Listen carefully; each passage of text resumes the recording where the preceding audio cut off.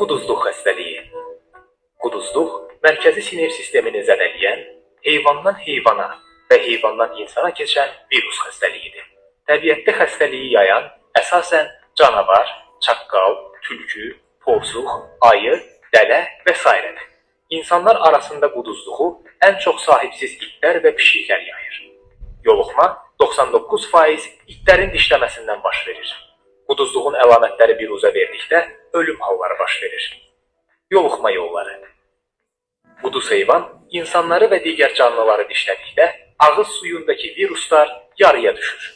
Quduz heyvanın ağız suyu digər canlıların və insanların gözünə, ağzına, burnuna, həmçinin zədələnmiş dərisinə düşərsə, bu halda yoluxma baş verə bilər. Bir çox hallarda isə quduz heyvan caynağı ilə cırmaqladıqda yoluxma baş verir. Xəstəliyin əlamətləri: it və pişiklərdə kəskin forma. Heyvan hissiyatsızlaşır, küncdə, qaranlıq yerlərdə gizlənir. Get-gedə narahatlığı artır, tez-tez yerini dəyişir, evdən qaçır, yad cisimləri dişləyir. Heyvanın səsi kallaşır və ya tamam itir.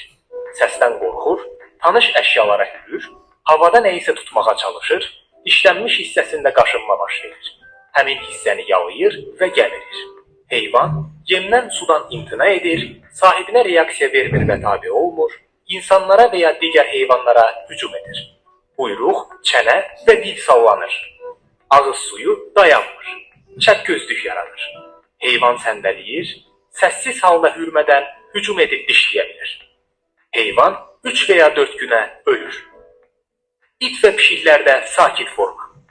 Quduzluğun ən qorxulu formasıdır. Belə ki, əsas kliniki əlamətlər, yəni aqressivlik, fobiyalar və s. zəif biruzə verir, xəstəlik gec aşkar edilir və vaxtında lazımi tədbirlər görülmür. Alt çənənin, dilin və arxa ayaqların iflici baş verir. İt hürə bilmir. Qusma, qanlı selikli duru ishal halları baş verər və heyvan ölə bilir. İri buynuzlu və xırda buynuzlu heyvanlarda kəskin formada. Heyvan buynuzu ilə canlılara və ətrafa hücum edir.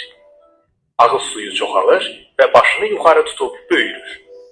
Sakit formada iştahsızlıq, gövşəmənin kəsilməsi, uzanmış vəziyyətdə başın arxaya atılması, udqunmanın itməsi, iflicin inkişaf etməsi və dişlənmə yerinin gicişməsi halları baş verir. Heyvan 2-8 gün aralığında ölür. Qabaqlayıcı və mübarizə tədbirləri. Heyvanlarda quduzluq xəstəliyinin əlamətləri müşahidə edilərsə, təcrid olunmuş halda bağlı bina və ya qəfəsdə saxlanılmalıdır. Ərazi üzrə baytarlıq xidmətinə mütləq məlumat verilməlidir. Quduzluq əlamətləri olan heyvan öldükdə diaqnozun təsdiq olunması üçün baytarlıq orqanı tərəfindən patoloji material götürülür, cəmdək zərərsizləşdirilərək məhv edilir. Quduzluq xəstəliyi diaqnozu təsdiq edilərsə, ərazi quduzluğa qeyri-sağlam sayılır. Dezinfeksiya işləri aparılır, ərazidəki sağlam heyvanlar peyvənd edilir. Təsərrüfatlarda, həyətlərdə, evlərdə saxlanılan itlər quduzluğa qarşı qabaqlayıcı peyvənd edilməlidir. Azərbaycan Respublikasının yaşayış məntəqələrində it, pişik və ya digər ev heyvanlarının saxlanılması qaydalarına uyğun olaraq saxlanılmalıdır.